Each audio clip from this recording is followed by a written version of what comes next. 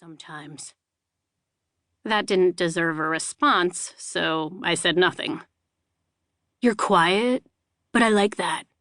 You've got a lot of soul, right?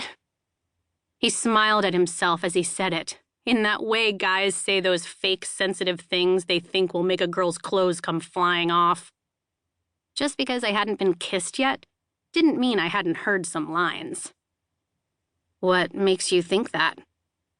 You're so little, he said cryptically.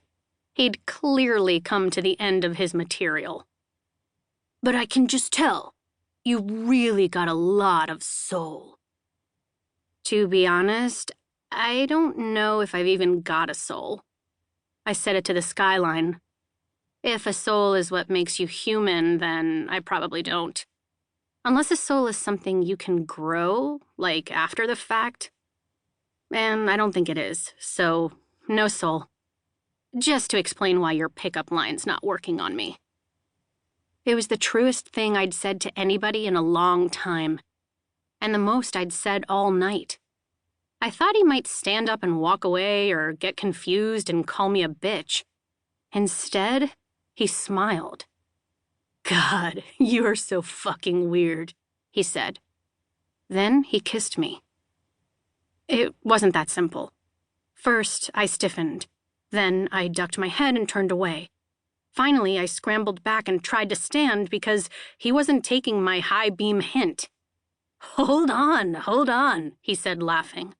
He put an arm around my waist, and he was so strong he made holding me in place feel casual.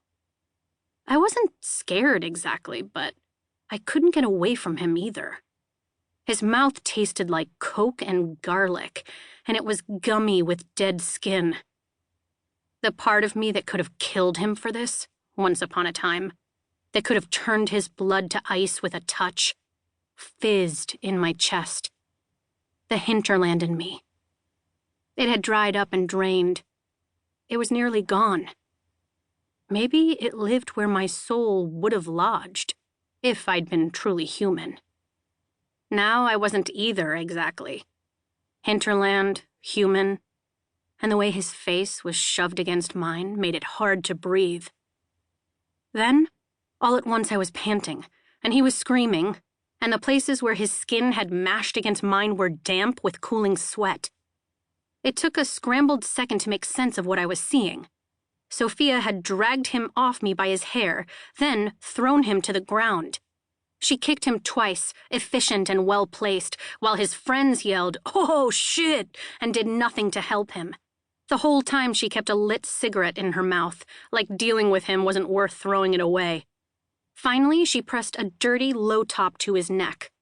She must have been pressing down pretty hard because he was rasping out all sorts of stuff, but you couldn't really hear it.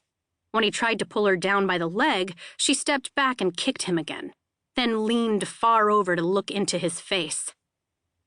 "You're gonna die before you're 30, she said, blowing smoke in his eyes. She didn't say it meanly, just matter of fact. In an accident. Quick at least. If that makes it better.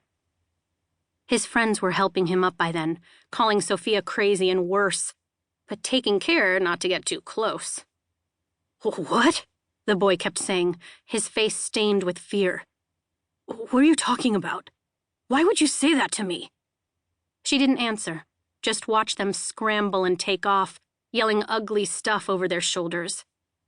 When they were gone, she turned to me. "Was that asshole your first kiss?" Maybe. Kind of. At least in this version of my life. It was too much to get into, so I just nodded. She kneeled next to me, put her hands on my shoulders and pressed her mouth to mine.